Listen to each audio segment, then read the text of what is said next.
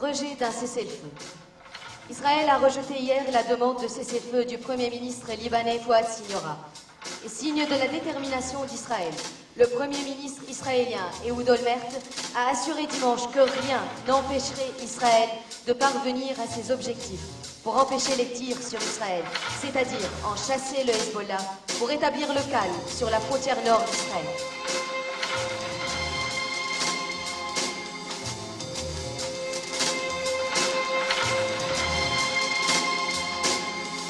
Aujourd'hui, nous, chefs d'État et de gouvernement du G8, exprimons notre préoccupation croissante concernant la situation au Proche-Orient, en particulier le nombre grandissant de victimes civiles de tous les côtés et les dommages infligés aux infrastructures.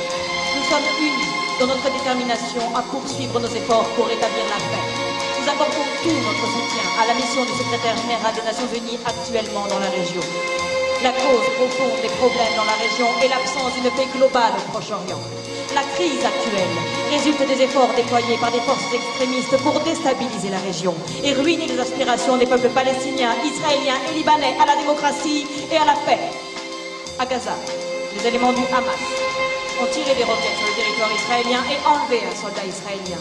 Au Liban, le Hezbollah a, en violation de la ligne bleue, attaqué le territoire israélien depuis le territoire libanais et tué et capturé des soldats israéliens, inversant les tendances positives qui s'étaient amorcées avec le retrait syrien en 2005 et portant atteinte au gouvernement démocratiquement élu du Premier ministre Fouad Siniora. Ces éléments extrémistes et ceux qui les soutiennent ne sauraient être autorisés à plonger le Proche-Orient dans le chaos et à provoquer une extension du conflit. Les extrémistes doivent mettre fin immédiatement à leurs attaques.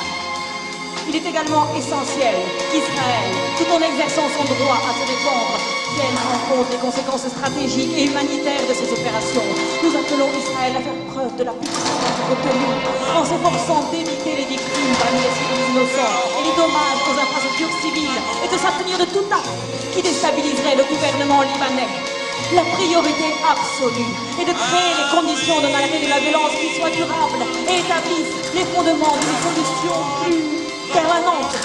Nous estimons que cela requiert le retour des soldats israéliens enlevés à Gaza et au Liban sains et saufs, la fin des bombardements du territoire israélien, la fin des opérations militaires israéliennes et le retrait rapide des forces israéliennes de Gaza, la libération des ministres et des parlementaires palestiniens arrêtés. Le cadre pour régler ces différends a déjà été établi par consensus international. Au Liban, les résolutions 1559 et 1680 du Conseil de sécurité des Nations Unies analysent les causes profondes qui ont entraîné cette crise. Nous nous demandons instamment au Conseil de sécurité des Nations Unies d'élaborer un plan de mise en œuvre totale de ces résolutions. Nous offrons au gouvernement du Liban notre plein soutien pour asseoir son autorité souveraine sur l'ensemble de son territoire en application de la résolution 1559 du Conseil de sécurité qui prévoit le déploiement des forces armées libanaises dans toutes les régions du pays, en particulier dans le sud, et le désarmement des milices. Nous serions heureux que le Conseil de sécurité des Nations Unies examine la possibilité d'une présence de sécurité internationale et ou de surveillance.